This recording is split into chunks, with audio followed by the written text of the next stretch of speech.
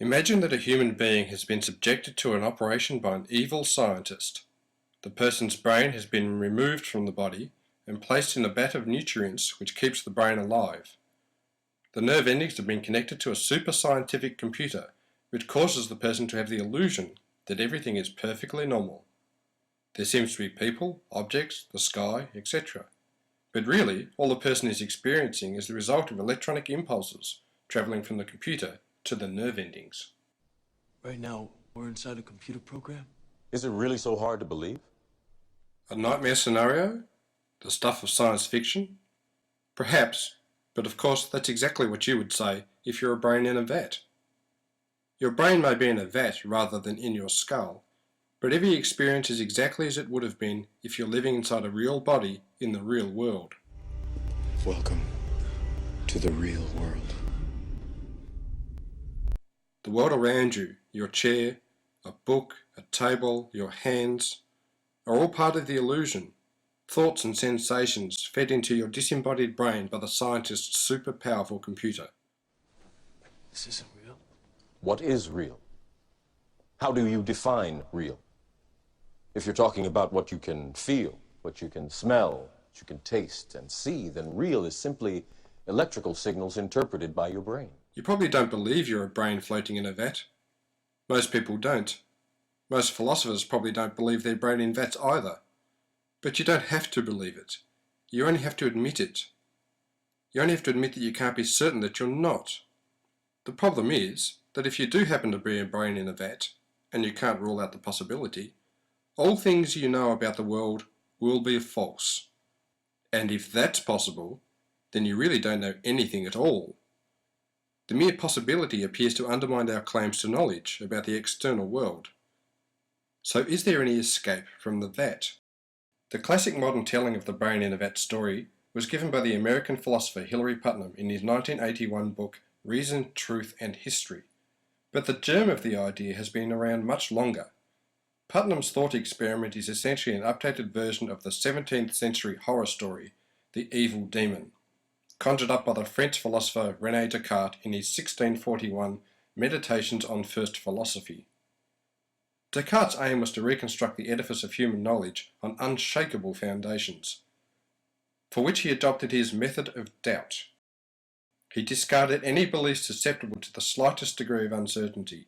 After pointing out the unreliability of our senses and the confusion created by dreams, Descartes pushed his method of doubt to the limit.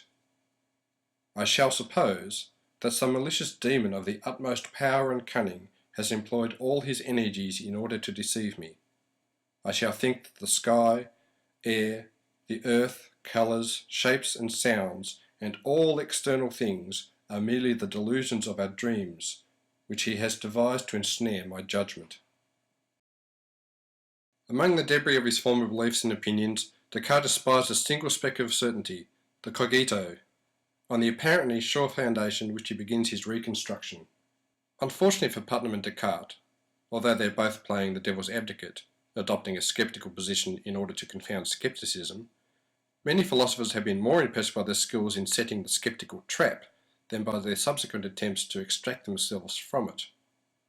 Appealing to his own causal theory of meaning, Putnam attempts to show that the brain in a vat scenario is incoherent, but at most he appears to show that the brain in a vat could not in fact express the thought it was a brain in a vat.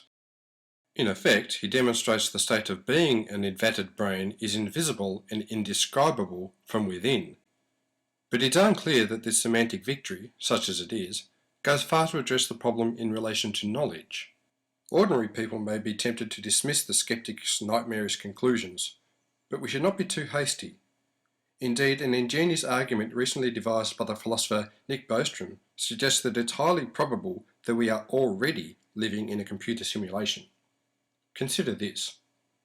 In the future, it is likely that our civilization will reach a level of technology such that can create incredibly sophisticated computer simulations of human minds and real worlds for those minds to inhabit. Relatively tiny resources will be needed to sustain such simulated worlds. A single laptop of the future could be home to thousands or millions of simulated minds.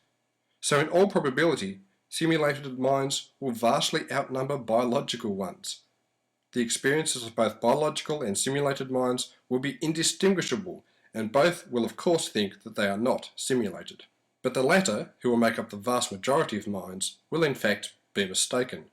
We naturally couch this argument in terms of hypotheticals about future.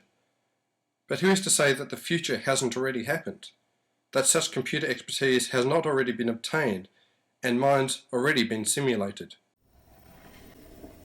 Hello, Neil. Who are you? I am the architect. I created the Matrix. We of course suppose that we are not computer-simulated minds living in a simulated world, but that may be a tribute to the quality of the programming. Following the logic of Bostrom's argument, it is very likely that our supposition is wrong. Concurrently, while your first question may be the most pertinent, you may or may not realize it is also the most irrelevant.